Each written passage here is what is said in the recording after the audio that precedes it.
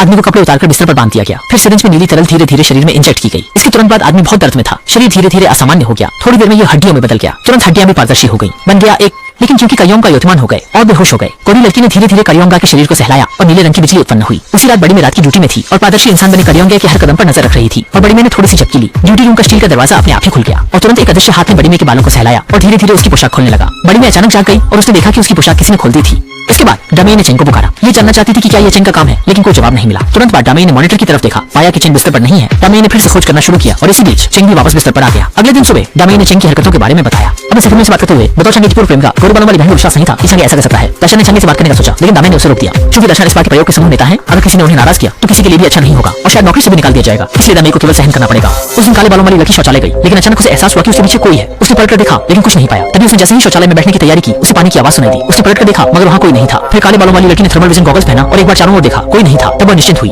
स्थिरता से जल्दी बहता चला गया। लगातार घटनाओं ने सभी को सतर्क कर दिया, लेकिन सौभाग्य से कल ही करियांग को बहाल करने वाला इंजेक्शन देना है जिससे वह सामान्य हो जाए। एक ट्यूब नारंगी लाल रंग की दवा करियांग के शरीर में इंजेक्ट की गई। फिर वह दवा रक्त के साथ बहकर पूरे शरीर में फैल गई और फिर मस्तिष्क में पहुंच गई। हालांकि करियांग न केवल सामान्य नहीं हुआ बल्कि अभी भी बहुत अधिक पीड़ा हो रही थी और यह जिंदगी के लिए खतरा बन गया था। सबके प्रयासों से उन्होंने उसकी जान बचा ली, लेकिन उसके सामान्य स्थिति में लौटने में असफल रहे, जिससे उसका मानसिक संतुलन बिगड़ गया। उसने कपड़े पहने, एक टोपी लगाई और समूह के सदस्यों के रोकने के बावजूद भाग गया। जब वह अपने घर पहुंचा तो उसने अनजाने में अगली मंजिल पर देखा।